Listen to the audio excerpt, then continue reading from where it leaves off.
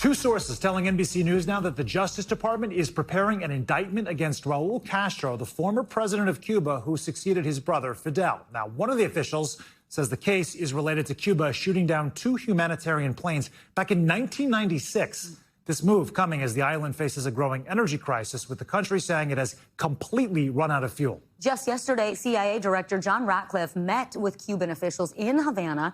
A CIA official telling NBC News that Ratcliffe told them the U.S. is prepared to engage on economic and security issues, but only if Cuba makes fundamental changes.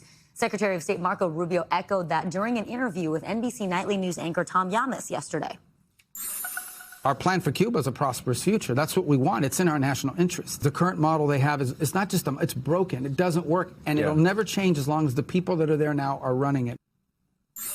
NBC News senior justice reporter Ryan Reilly joins us now. So, Ryan, let's start with this potential indictment. I mean, Castro stepped down as president back in 2018. So first, why is the Justice Department seeking these charges now? And what even needs to happen before this case can move forward? Yeah, well, a grand jury would have to obviously return the indictment at some point. So prosecutors would have to present that to, a group of American citizens and decide whether or not there is enough evidence to move forward with a case against him. But all of this sort of stems from a story we broke a few more months back about this broader effort within the Southern District of Florida to go to find charges to basically bring against individuals in the Cuban government or the communist regime there. And so this sort of all stems out from that. It's an unusual sort of pairing when you have these foreign policy interests being directly paired with the Justice Department's actions. Typically, there's a little bit more separation with that. But obviously, as we saw in the case of Nicolas Maduro, that has been sort of the way that this Trump administration has been operating, using the military as well as the Justice Department in conjunction to target individuals in foreign nations. Ryan, what do you make of Ratcliffe's meeting with Cuban officials? Was this an olive branch? Was it a threat? Did they make any progress? I guess, what are the takeaways from the CIA director going to Havana?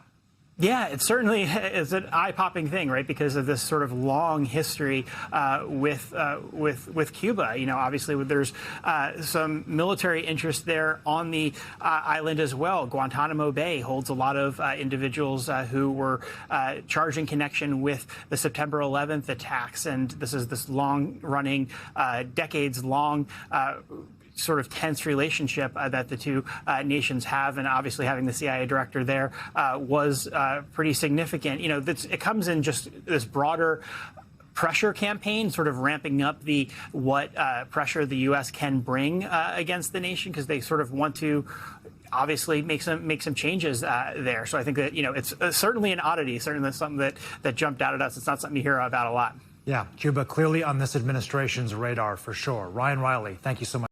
We thank you for watching, and remember, stay updated on breaking news and top stories on the NBC News app or watch live on our YouTube channel.